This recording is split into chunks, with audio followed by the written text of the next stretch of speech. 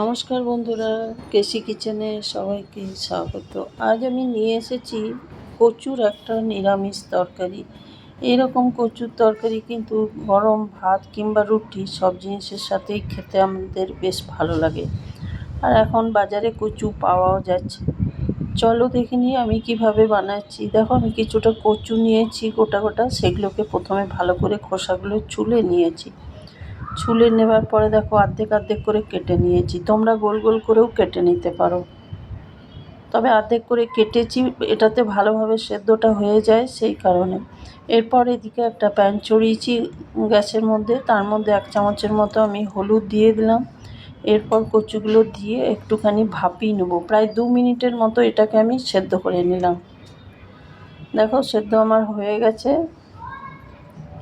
সেদ্ধ করে আমি জলটা ঝরিয়ে নিয়েছি।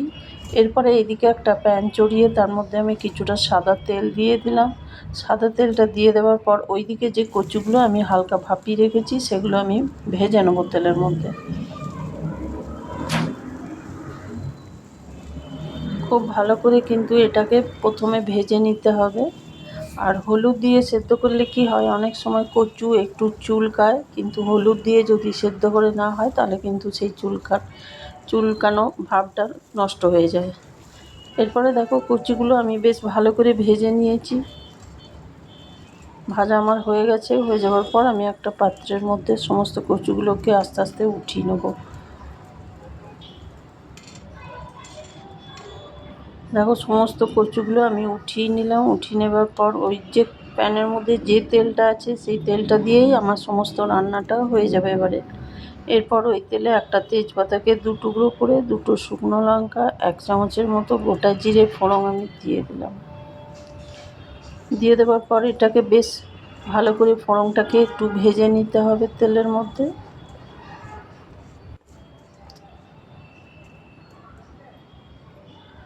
তোমরা তো অনেকে অনেক রকমভাবে কচুর তরকারি করে থাকো, এইভাবে একদিন বানিয়ে দেখো, খেতে অসম্ভব ভালো হয়।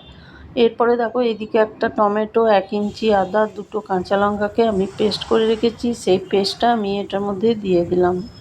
তোমরা যদি চাও তো টমেটোটা কেটে কেটেও দিতে পারো, তবে যেহেতু পেস্ট করে দিলে তরকারিটার টেস্টটা একটু বেশি ভালো হয়।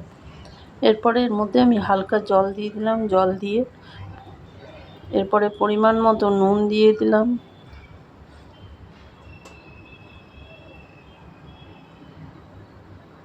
এক চামচের মতো আমি হলুদ গুঁড়ো দিয়ে দিলাম।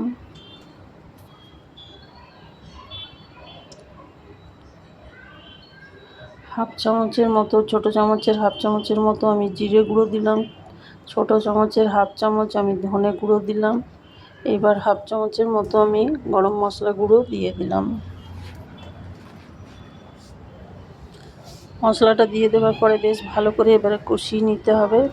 একটু সময় নিয়ে কষিয়ে নিতে হবে, কেন কি টমেটোটা পেস্ট করে নেওয়ার পরে ওই বাটিটা ধুয়ে একটুখানি আমি জল দিয়েছিলাম, সেই জলটা শুকানো পর্যন্ত সমানে কিন্তু এটাকে কষিয়ে যেতে হবে। দেখো টমেটোটা আমার কষানো বা মশলাটা কষানো হয়ে গেছে। এবারে যে কচুগুলো ভেজে তুলে রেখেছি সেই কচুগুলো আমি এটার মধ্যে দিয়ে দিলাম। কচুগুলো দিয়ে দেওয়ার পর মশলাটা আরও বেশ কিছুক্ষণ একটু সময় নিয়ে কষিয়ে নিতে হবে।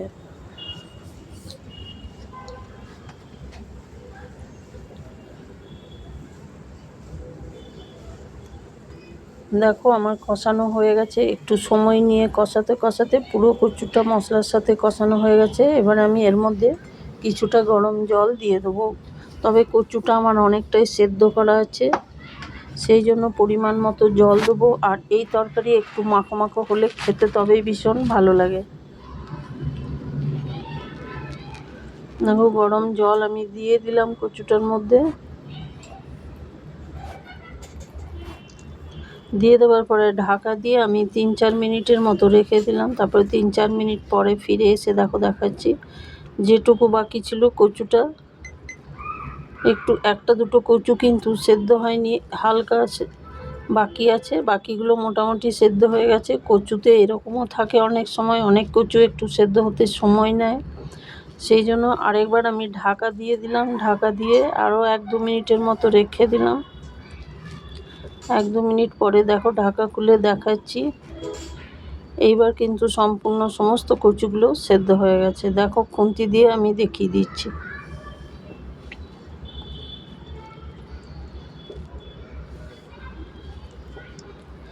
এবারে দেখো গ্যাসটা আমি বন্ধ করে দেবো। তার আগে কিন্তু আমি কিছুটা ধনেপাতা ওপর থেকে আমি ছড়িয়ে দিলাম।